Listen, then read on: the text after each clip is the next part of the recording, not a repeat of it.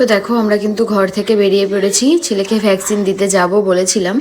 তো রেডি হয়ে এই যে আমরা টোটো ডেকে নিয়েছি, ভাইটাকে ফোন করি, ও চলে আসে, বাড়ি থেকে নিয়ে যায়, আবার বাড়িতে এসেই আবার দিয়ে যায়।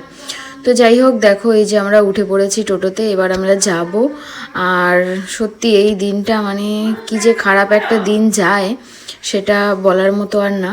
যাই হোক, দিতেই হবে, এটা তো ওর জন্য ভালো না, সেটা আর কিছু বলার নেই।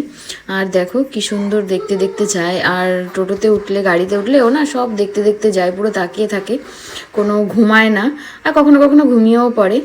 আর এবার দেখো এখানে এসে পড়েছি হসপিটালে। তো আসার পরে না ছেলে ঘুমিয়ে গেছে। তো মানে এতটাই খারাপ লাগছিল যে এরপরে তো খুব কাঁদবে। আর মানে এমনভাবে কাঁদে না মুখের দিকে তাকিয়ে, মানে যে কারো কষ্ট লাগবে, তো আমি তো মা, কিছু বলারই ভাষা নেই। কিন্তু এটা তো ওর জন্য জরুরি, দিতেই হবে।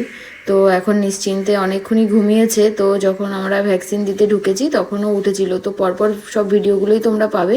আর বড় ভিডিও কিন্তু আমি অলরেডি আপলোড করে দিয়েছি, তোমরা যারা যারা দেখোনি অবশ্যই দেখে নাও। আর আমি এখানে রিলেটেড ভিডিওতে ভিডিওটা দিয়ে দেবো।